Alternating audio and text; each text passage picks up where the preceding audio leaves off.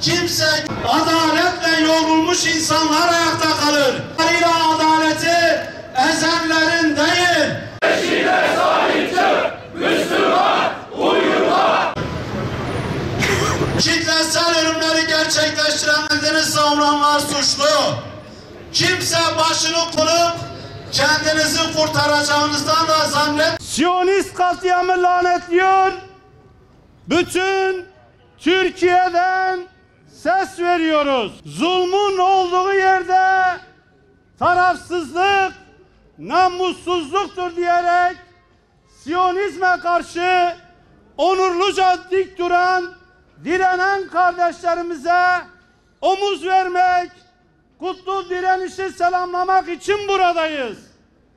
İkiyüzlü suskunluğa karşı insanlık onurunu haykırmak için buradayız. Ve dünyanın tüm iyi insanlarına zulmün ateşi insanlığı kuşatıyor uyarısında bulunmak için bugün buradayız. Zulme karşı omuz omuza.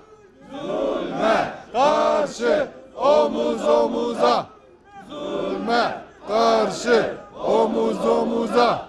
Aziz kardeşlerim, sözün bittiği yerdeyiz. İkiyüzlülerin zulmü azdırdığı zamandayız. Soykırımcı Siyonistler Filistin'de katliam yaparken susanların kıyameti zorladığı zamandayız.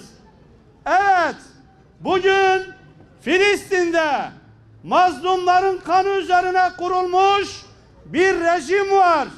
O şebekeye kimileri devlet diyor. Hayır, İsrail bir devlet değildir. Katil İsrail Filistin'den defol. Katil İsrail Filistin'den defol. Katil İsrail Filistin'den defol. İsrail emperyalizm tarafından kurulmuş ve desteklenen bir terör örgütüdür.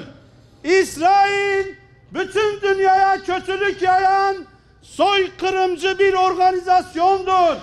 İşte bu rejime karşı direnen bir avuç insan bugün bütün dünyanın onurunu tutmaya çalışan o halk katlediliyor. İnsanlık nerede? Onur nerede? Bugün Filistin'de can pazarı kurulmuş. Gazze'de çocuklar ölüyor.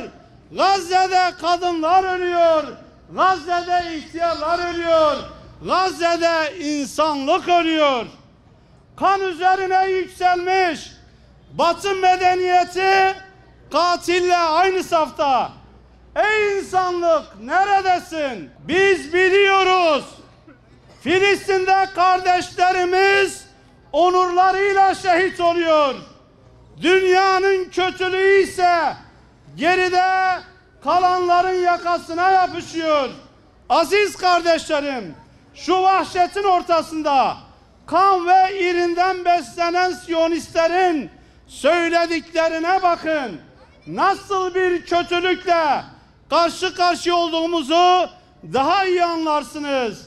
İsrail Savunma Bakanı çıkıyor, Filistinliler hakkında onlar insan değil, hayvanlarla savaşıyoruz diyor.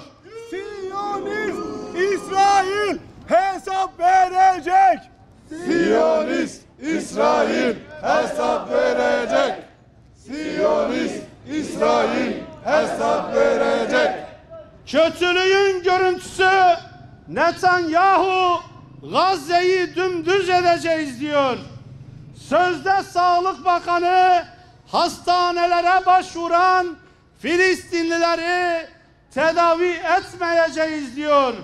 Hatta hastanede yatan Filistinliler infaz edilebilir diyerek kutsal bir mesleği terör aracına dönüştürüyor. Sözde Cumhurbaşkanları elektrik, su, yiyecek verilmeyecek, ulaştırmaya çalışan araçlar vurulacak derken sözde bir milletvekili nükleer silah kullanmalıyız diyebiliyor. Değerli kardeşlerim, her savaşın bir hukuku vardır. Bütün mahlukatta bir denge vardır. Fakat bu kandan ve irinden beslenen örgüt vahşetini sınırlayacak hiçbir değere, hiçbir hukuka sahip değil. Bakın, insanlıktan çıkmış sözde savunma bakanları ne diyor?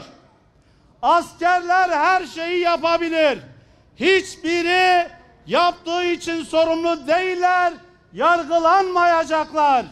ABD'li senatör ise bu bir din savaşı, her yeri bombalamalıyız diyerek kötülük rejimine dini bir kılıf seçiyor. Omuz omuza, Zulme karşı omuz omuza. Zulme. İsrail'e giden ABD Dışişleri Bakanı, ben burada ABD Dışişleri Bakanı olarak değil, bir Yahudi olarak geldim diyerek bu din savaşı sözüne de destek vermiş oluyor. Ve kendisi de bir katliam üzerine kurulmuş ABD ve İngiltere bu kanlı rejime destek olması için uçak gemileri gönderiyor. Fransa, Almanya başta olmak üzere Avrupa Birliği başkentlerinden de soykırıma destek açıklamaları geliyor peş peşe.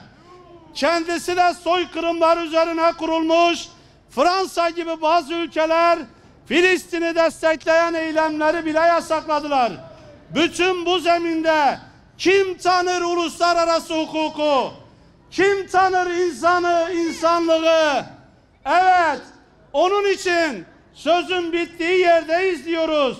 Onun için dünyanın iyi insanlarına çağrıda bulunuyoruz. Bu zulüm bütün dünyayı saracak. O uçak gemilerinin bölgeye sadece İsrail'e destek için gelmediğini hepimiz gayet iyi biliyoruz. Bütün hesaplar İsrail'in bölgesel planları ve güvenliği içindir. Güvenlik güçlerimizin Suriye'deki haklı operasyonlarından dahi rahatsız olmaları da bundandır.